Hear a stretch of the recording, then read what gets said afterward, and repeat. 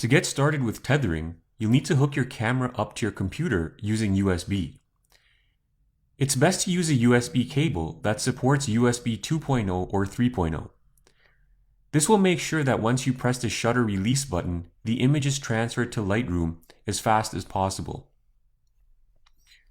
Now go to the File menu and scroll down to Tethered Capture, and then click Start Tethered Capture.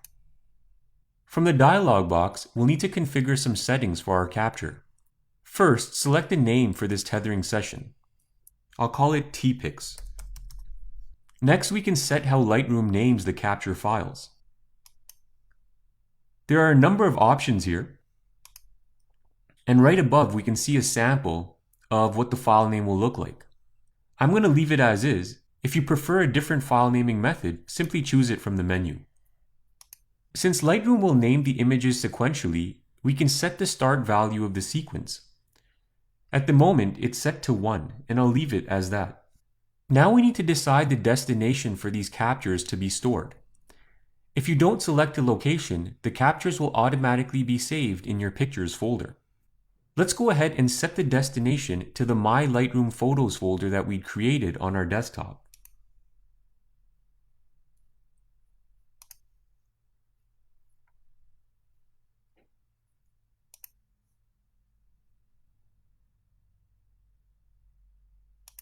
We can also attach custom metadata and keywords to our captures if needed. We're not going to be doing that right now, so just go ahead and click OK once you have that set up. Now you'll see the capture settings bar appear.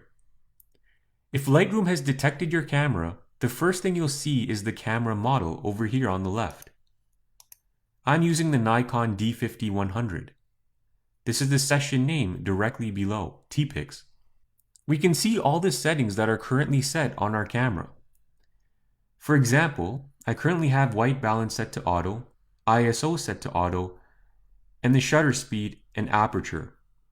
If we adjust any of these settings on our camera, they are automatically reset in our capture bar. Here's an example. You can see that as I adjust my shutter speed, the value changes over here. I'll go from 1/80, and I'll change it to another value. Now I'll do the same with the f-stop.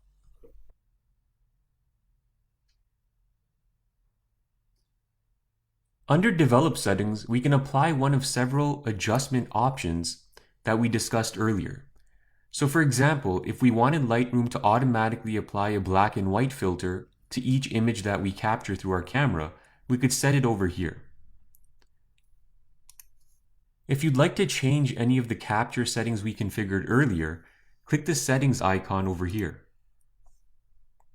Now we can change the session name, the naming, the destination, and information. I'll go ahead and hit cancel because we don't want to do that. Once you're satisfied with the camera settings, you can either press the shutter release button on your camera or click this button here right in Lightroom. I'll go ahead and click this button.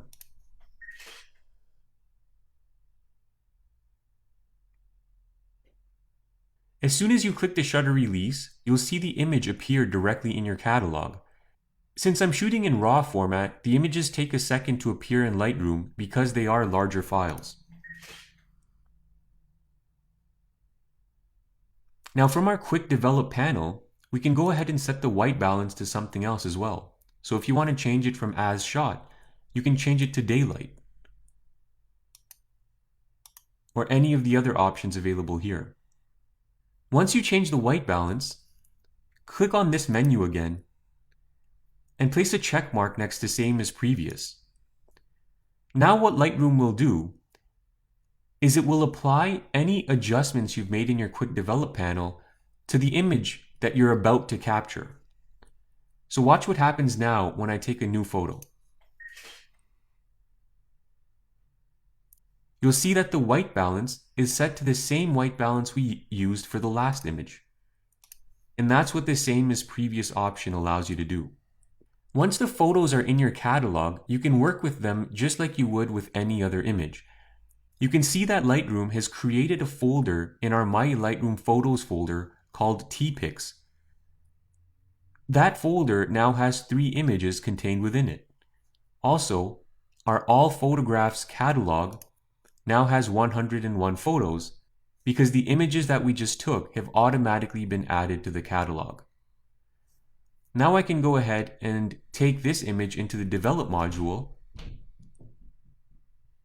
and I can make any image adjustments just like I would to all the other images we've worked with. Once you're finished working with your camera, just go ahead and click this X button over here, and that'll close the settings bar.